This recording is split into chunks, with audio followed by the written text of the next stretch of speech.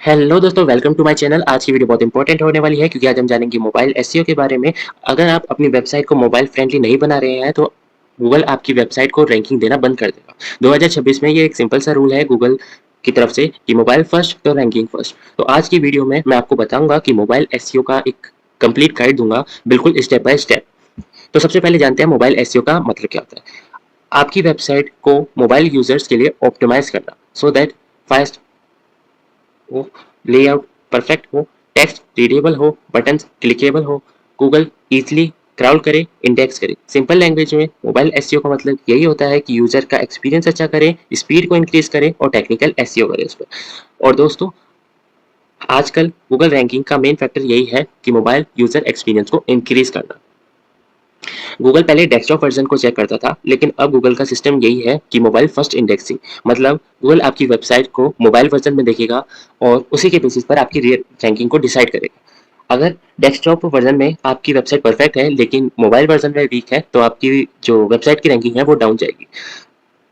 अपने वेबसाइट पे SEO perfect किया है बट मोबाइल वर्जन के लिए परफेक्ट नहीं है, स्लो लोड हो रही है, इमेज जो है वो ब्रोकन है, टेक्स्ट छोटा छोटा दिखाई दे रहा है, या फिर मेन्यू का जो ऑप्शन है वही ओपन नहीं हो रहा, तो गूगल बोलेगा कि बैड एक्सपीरियंस और आपका जो ट्रैफिक होगा वो गिर जाएगा। तो दोस्तों, 2026 में स्पीड बहुत जरूरी हो चुकी है। मोबाइल यूजर्स अब जो है वो इम्पेशेंस हो गया है। यानी कि अब अगर आपकी वेबसाइट 3 से 5 सेकंड के अंदर अंदर नहीं खुली ना, तो जो यूजर आएगा वो वापस से बाउंस बैक कर लेगा। 70% लोग वापस चले जाते हैं। गूगल यही ऑब्जर्व करता है कि बाउंस रेट हाई है इसका, या फिर कितना टाइम स्पेंड कर रहे हैं यूजर्स। जो यूजर आया है वो रिटर्न तो नहीं कर रहा सर्च रिजल्ट पे, दूसरी वेबसाइट तो ओपन नहीं कर रहा। और अगर गूगल को ये चीज सिग्नल्स मिलते हैं तो वो साफ साफ कह देता है this page is not useful. और आप स्पीड को जांचने के लिए कई सारे टूल्स का इस्तेमाल कर सकते हैं, जैसे गूगल का पेज स्पीड इंसाइट है, या फिर जीटी मैट्रिक्स, या फिर लाइट हाउस करके काफी सारी वेबसाइट्स आती है, उन पर आप कर सकते हैं। स्पीड इंप्रूव करने का सबसे बेस्ट मेथड यही होता है कि इमेजेस को कंप्रेस करो या फिर वेब में कन्वर्ट करो। जेपीजी भी सही रहता है लेकिन वेब ज्यादा सही रहता है, तो मैं उसी को ही कहूँगा। वेरीफाई करो सीएसएस को, जावास्क्रिप्ट वाली को। जो हैवी प्लगइन्स लगाते हैं वर्डप्रेस पे वो मत लगाओ। चेंज का ऑप्शन होता है उसे उसका यूज करो, या फिर सीडीएन का भी ऑप्शन होता है क्लाउडफ्लेयर वाला, तो उसका इस्तेमाल करो। देखो, मोबाइल एसईओ में गूगल का एक स्ट्रॉन्गेस्ट रैंकिंग फैक्टर ये भी है जिसका नाम है कोर वेब विक्टर्स। ये फिर होते हैं एलसीपी, लार्जेस्ट कंटेंट फुल पेंट। मतलब कि आपका जो मेन कंटेंट है वो कितनी देर में खुल रहा है, ये मेरे ख्याल से 2.5 सेकंड्स तक का होना चाहिए था। अ, ऐसे ही करके एक आईएनपी भी होता है, इंटरैक्टिंग टू नेक्स्ट पेंट। और ऐसी करके एक और आता था CLS, ये मेरे को थोड़े से ध्यान नहीं है इनके नाम, तो आप ये जाके देख सकते हैं। पेज स्पीड इनसाइट पर भी जाके आपको पता चल जाएगा। यानी कि मतलब यही होता है कि अपनी इमेजेस का जो साइज है उसे फिक्स रखो, एड्स जो आते हैं उसे एक प्रॉपर स्पेसिंग दो, जो फॉन्ट्स लिखे होते हैं, ये जो टेक्स्ट लिखे होते हैं, ये सही से लिखो, सही से दिखना चाहिए यूजर को। मोबाइल एसईओ का बेसिक रूल यही है, रिस्पॉन्सिव डिजाइन। आपकी वेबसाइट हर डिवाइस के लिए एडजस्ट होनी चाहिए, चाहे फिर वो एंड्रॉयड में हो, आईफोन में हो, टैबलेट में हो। अगर आपकी वेबसाइट रिस्पॉन्सिव नहीं है, टेक्स्ट ओवरलैप होगा, बटन्स टच ही नहीं होंगे, यूजर जो है वो एग्जिट कर देगा। गूगल का मैसेज क्लियर है कि अगर मोबाइल फ्रेंडली नहीं है आपकी वेबसाइट तो आपको रैंकिंग नहीं मिलेगी। यूज कर सकते हैं आप रिस्पॉन्सिव थीम्स, जैसे वर्डप्रेस पर होता है, या फिर आप उन पर बूटस्ट्रैप या टेलमेंट का भी यूज करके कस्टम कर सकते हैं। ओके, अब बात करते हैं यूजर एक्सपीरियंस की।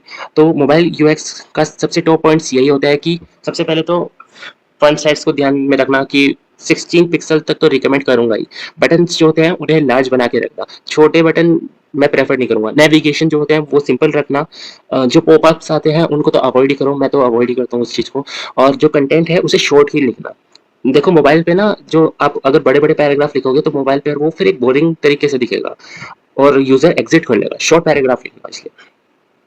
अब बात कर लेते हैं, मोबाइल में कंटेंट का स्ट्रक्चर रैंकिंग डिसाइड करता है, जिसमें सबसे सही यही रहेगा कि हेडिंग्स आप यूज करो H1 H2 H3 टैग करके, बुलेट पॉइंट्स का यूज करो। टैबलेट जो टैब होता वो सॉरी टेबल होता है उसका इस्तेमाल करो। शॉर्ट सेंटेंस में लिखो, 2-3 पैराग्राफ में ही लिखो, सबसे बेस्ट तो यही रहता है। गूगल का क्राउलर भी स्ट्रक्चर को समझता है और यूजर को भी रीडेबिलिटी मिलती है। दोस्तों, मोबाइल सर्च का नेचर डेस्कटॉप से डिफरेंट होता है। मोबाइल यूजर्स मोस्टली सर्च करते हैं वॉइस सर्च के मुताबिक, या फिर कोई क्वेरीज होगी, शॉर्ट क्वेरीज, या फिर लोकेशन बेस्ड सर्चेस।